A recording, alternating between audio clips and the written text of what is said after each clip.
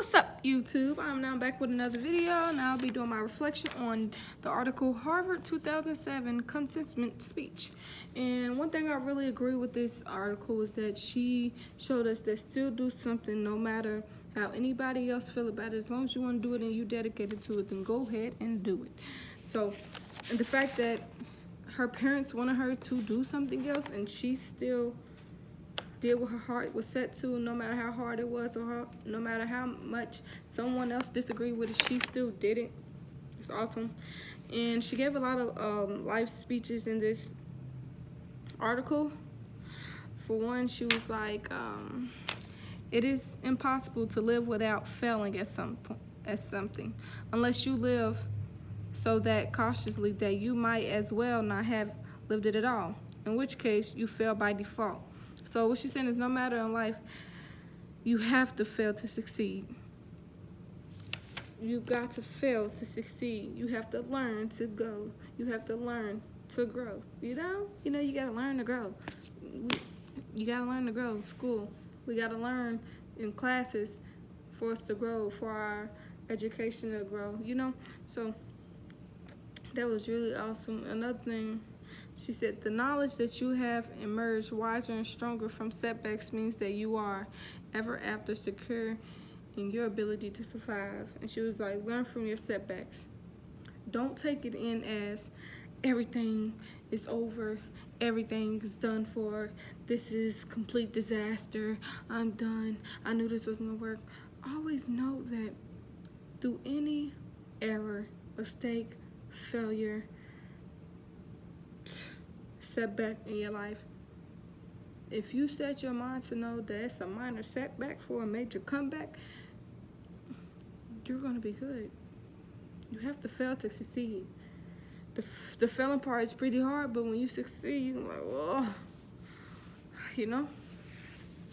And the fact that she brought that up was really, really, really, really, really important.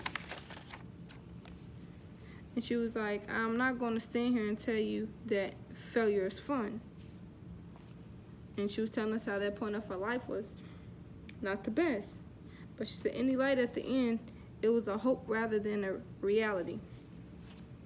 And that was her point. And then she was like, I was set free because my greatest fear had been realized. And I was still alive, and I still had a daughter whom I adored, and I had an old typewriter and a big idea. So she's telling these ideas, and she had telling she got a daughter and stuff, like she had to push hard for her daughter. She had to go in, like, don't give up. Like, I love this so much because through the whole thing, she's just telling how she had to do what she had to do to get through what she had to get through. No matter who says anything to her, no matter who disagreed, at the end of the day, you wake up and see yourself in the mirror. You wake up and take care of yourself. So why listen to somebody that don't even bother to take it easy? They just have a comment for you, They just got them comments that think it'll do something, but as long as we don't allow it to do something, we're fine. Yeah.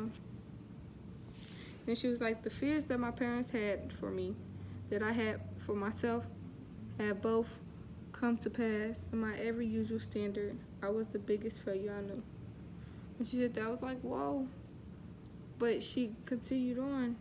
It's like her parents didn't think what she had going on was good enough. It turns out, look, sometimes you have to show people. Sometimes you have to do certain things for people to understand that I got this. This is my life. It's just certain things. But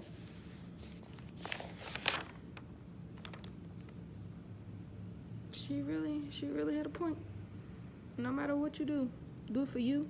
No matter what anybody say, do it for you. At the end of the day, your answer is, I'm gonna do it for me. Why you wanna do it? Because I want to do it for me. Why? Because I want to do it for me.